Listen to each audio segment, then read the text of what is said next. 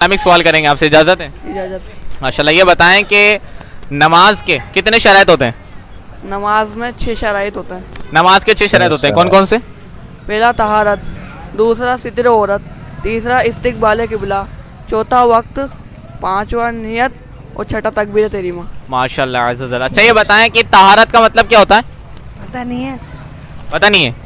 चले और इस्लामी भाई से इस्लामिक सवाल करेंगे। जी प्यारे भाई, तहारत का मतलब क्या होता है? हाँ, तहारत का मतलब क्या होता है? तहारत का हाँ। वो आप बताएं। तहारत का मतलब होता है पाकी। पाकी होता है। तहारत का मतलब क्या होता है? पाकी। पाकी होता है। मतलब किन चीज़ों की पाकी? एक तो बदन का, साइड में हो जाए तो साइड में हो जाए। अपना बदन, लिबास और नमाज की जगह का पाक होना। माशाल्लाह। आप ये बताएं कि सितर औरत का मतलब क्या होता है? सितर औरत का मतलब होता है कि ये नाफ से नीचे लेकर घुटनों समेत बदन ढका है। इसके अलावा सारा बदन नमाज में छुपाना जरूरी है। माशाल्लाह। इस्तकबाल किबला का मतलब क्या होता है? इस्तकबाली मतलब वो काबे की तरफ मुंह रखना। मतलब हम नमाज पढ़ना चाहते तो हमारा जो मुंह का हो काबे शरीफ की तरफ हो। माशाल्लाह।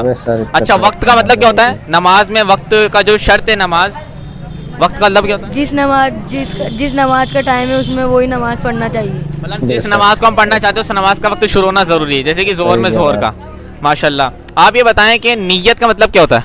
नियत में मतलब जैसे दिल से नियत करनी चाहिए नमाज पढ़ने के लिए। जैसे अपन ज़ोहर की नमाज़ पढ़ रहे हैं लेकिन ज़ुबान से ईशा की नमाज़ आ गई तो ऐसा कुछ नहीं होगा। मतलब जिस नमाज को पढ़ना उस नमाज की नियत दिल में होना जरूरी है। माशाल्लाह। अब ये बताएं कि तकबीर तहरीमा का मतलब क्या होता है? तकबीर तहरीमा का मतलब क्या होता है, आप बताएं। चले कोई बात नहीं, मैं बता देता हूँ। तकबीर तहरीम का मतलब हाथों को कानों तक उठाकर अल्लाह अकबर कहकर नमाज शुरू करते हैं, तो इसको क्या कहते हैं? तकबीर तहरीमा। क्या कहते हैं? तकबीर तहरीमा कहते हैं। माशाल्लाह। आपसे भी इस्लामिक सवाल करेंगे। ये बताएं कि वो कौन से नबी है जिन्होंने मिट्टी से परिंदा बनाया और उसको फूंक मारी, अल्लाह के हुक्म से वो परिंदा उड़ने लगा? उन नबी का नाम क्या है? हज़रत ईसा अलैहिस्सलाम। माशाल्लाह। अच्छा, हज़रत ईसा अलैहिस्सलाम ने मिट्टी से परिंदा बनाया था, तो उस परिंदे का नाम क्या मालूम है आपको? कौन सा परिंदा बनाया था? नाम तो मालूम नहीं भाई, आप बताएं। चमगादड़। माशाल्लाह, चमगादड़ बनाया था। चमगादड़ चमगादड़ ये मेमल है, मेमल परिंदा है। माशाल्लाह। अच्छा ये बताएं कि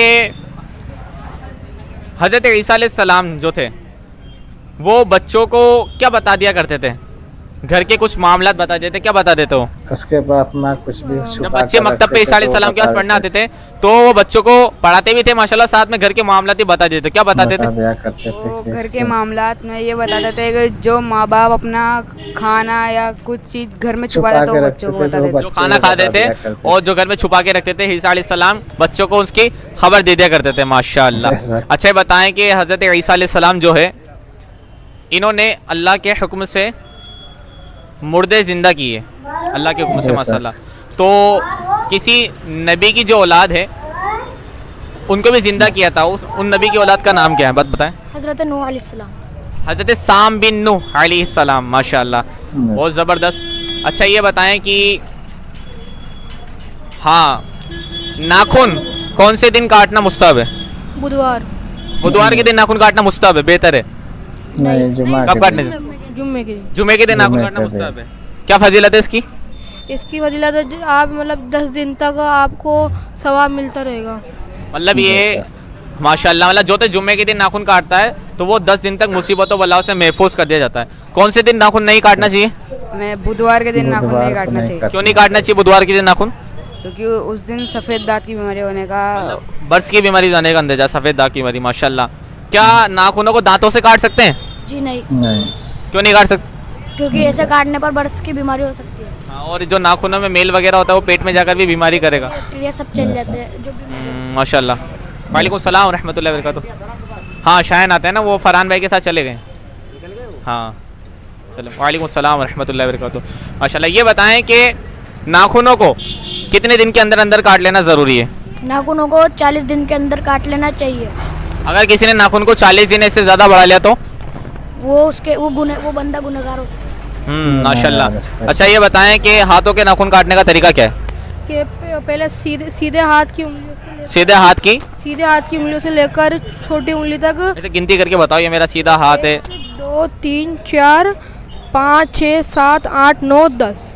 मतलब सीधे हाथ की पहली उंगली से काटना शुरू करेंगे, काटते काटते सर। छोटी उंगली तक काट लेंगे। सीधे हाथ के अंगूठे के नाखून अभी काटेंगे क्या? नहीं काटेंगे। फिर नहीं, उसके वो बाद सबसे लास्ट उसके बाद में फिर काटेंगे। वो उल्टे हाथ की छोटी उंगली से काटना शुरू करेंगे और सारी काट लेंगे। उसके बाद उल्टा हाथ की अंगूठे के नाखून काटेंगे। उसके बाद सीधे हाथ के अंगूठे के मतलब ये कि सीधे हाथ की पहली उंगली से शुरू और सीधे हाथ के अंगूठे पे खत्म। माशाल्लाह, बिल्कुल Yes, सही जवाब दिया है आपने। अच्छा ये बताएं कि हजरत अबू बकर सिद्दीक ये इस्लाम के कौन से खलीफा हैं? इस्लाम के आप बताएं। पहले खलीफा दूसरे खलीफा, हजरत उमर बिन खत्ताब, तीसरे खलीफा, हजरत उस्मान गनी, चौथे खलीफा। हजरत अली। माशाल्लाह अज़र, बिल्कुल सही जवाब दिया है सुभान अल्लाह। जी। उंगलियों के नाम, अच्छा उंगलियों के नाम बताना चाहेंगे आप? जी, ये इस्लाम में उंगलियों के नाम बताना चाहते हैं जी। क्या होते हैं उंगलियों के नाम?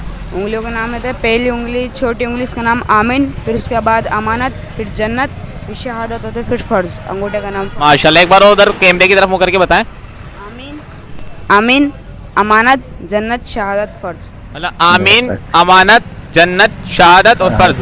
माशाल्लाह अंगूठा फर्ज। माशाल्लाह, प्यारे प्यारे इस्लामी भाइयों से हमने प्यारे प्यारे इस्लामी सवाल किए हैं। अगर आपको हमारी ये वीडियो अच्छी लगी है तो सवाब की नीयत से इसे ज़रूर शेयर करें। अस्सलाम वालेकुम व रहमतुल्लाहि व बरकातुहू। वालेकुम।